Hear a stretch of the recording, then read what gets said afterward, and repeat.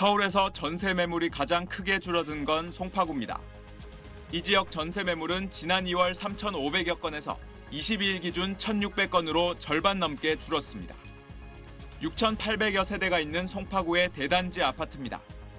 인근 공인중개업체에 가장 선호도가 높은 전용 면적 84제곱미터 전세를 구한다고 하니 매물이 없다고 답합니다. 매물이 좀 있긴 하던데. 전세 11개 떠 있는데 기다리는 손님들이 있고 광고 그냥 올려놓은 거예요. 다주택자 양도세 중과가 시작된 5월 10일을 전후로 전세 매물이 급격하게 줄었다고 말합니다. 다주택자들 그거 뭐 하고 거주를 안 하면 뭐 비과세 그것 때문에 주인들이 들어온 집도 많고. 다른 중개업체에선 가족 구성원에 대해 물어보기도 합니다. 근데 자제분이 몇 살인지 좀 여쭤보는 분이 이제 7살이라. 그렇죠. 7살이잖아. 그러면 뭐 집을 스크래치 내고 이런 나이는 아니고. 그때인들이 뭐꼭 물어봐요. 식구가 몇 명이에요? 뭐 아기가 있나요? 한 분은 80된 어르신들이 왔어요. 딱 거죠. 전세가 귀하다 보니 임대인들이 가격을 올릴 뿐더러 임차인도 골라서 받는 상황이 된 겁니다. 전세난이 현실화하면서 임차인들의 고민이 깊어집니다. 송파구 풍납동 아파트에 전세로 살고 있는 30대입니다. 계약갱신권을 쓰며 4년 동안 살아 옮길 집을 구하는 중인데 같은 아파트 같은 평형의 전세 가격은 첫 계약 때보다 1억 원 넘게 올랐습니다. 새로운 곳을 또 가려고 하니까 또 아기에겐 괜찮을지, 저희가 또 직장과 하는 거리는 괜찮을지, 그리고 저희 예산에 맞을지 매일매일 좀 고민이 되는. 이미 전세 대출을 받을 대로 받은 상황이라 직장과는 멀어지지만 경기권으로 전세를 알아보는 중입니다.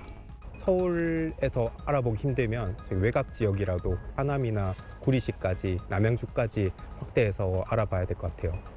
신규 주택 공급 감소에 실거주 의무 강화, 대출 규제 등이 맞물리며 전세 품귀 현상을 부추기는 가운데 무주택 세입자들의 한숨은 깊어지고 있습니다. SBS 전용우입니다. 서울 노원구의 한 아파트 단지입니다. 3,400여 세대 가운데 전세로 나온 물건은 단 7건뿐입니다.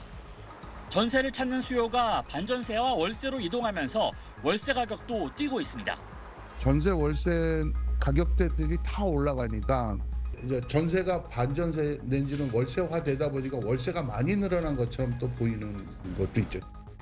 실제로 서울 아파트 평균 월세는 올해 1월 처음 150만 원을 넘어선 뒤 지난 4월엔 154만 5천 원까지 올랐습니다. 월세 거래도 빠르게 늘고 있습니다. 서울 아파트 월세 거래 비중은 올해 3월 기준 50%를 넘겼고 전체 주택 기준으론 70%를 웃돌았습니다. 문제는 하반기 들어 주거 부담이 더 커질 수 있다는 점입니다. 계약갱신 청구권 보호가 끝난 14,000가구 넘는 세입자들이 올 하반기 시장에 다시 나오면서 전월세 가격 상승 부담에 직접 노출될 걸로 보입니다. 더는 갱신권을 쓸 수 없다 보니 급등한 가격에 신규 전세 계약을 맺거나 월세집을 새로 찾아야 합니다. 2년 전에 갱신권을 사용한 분들이 이제 14,000가구 정도 된다고 보면 올해 사실상 5채 중에 한 채는 갱신권을 쓰는 분들보다 임대료를 높게 계약할 수밖에 없는. 서울에서 전세를 구하기 어려워지면서 경기 지역으로 이동하는 수요도 늘고 있습니다.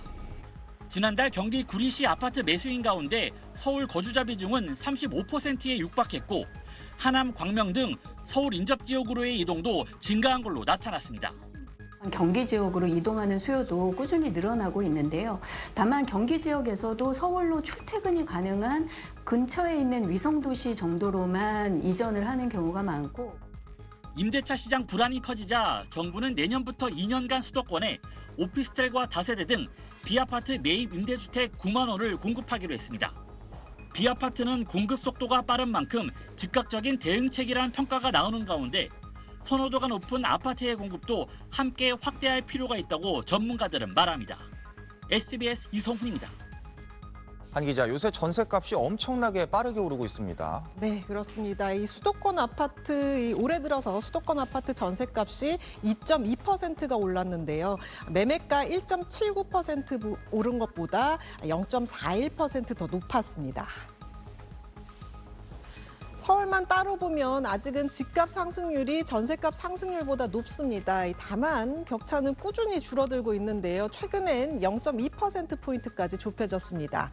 전셋값이 집값을 빠르게 따라붙고 있다는 건데 특히 5월 첫째 주 한 주 동안만 0.23%가 올라서 지난 2015년 11월 셋째 주 이후 가장 높은 상승폭을 기록했습니다.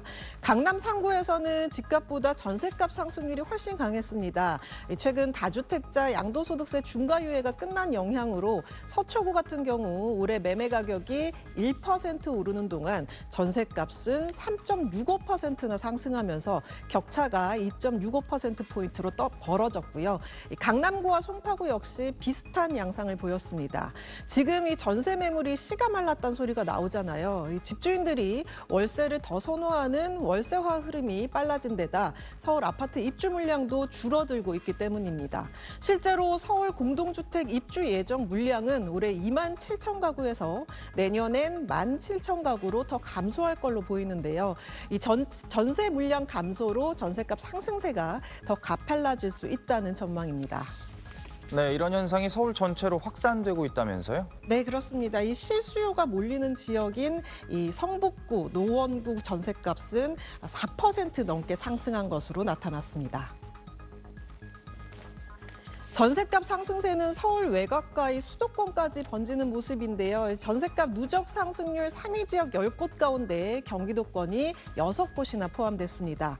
전세를 구하지 못한 수요가 주변 지역으로 이동하면서 가격 상승이 연쇄적으로 이어지고 있다는 분석입니다.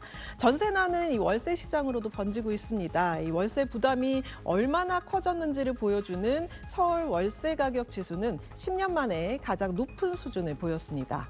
이런 현상은 동대문, 성북, 은평 같은 강북 외곽 지역에서도 나타나는데요. 올해 1분기 강북의 이 월세 300만 원 이상 계약은 1년 전보다 50% 늘어난 600건 정도로 집계됐습니다.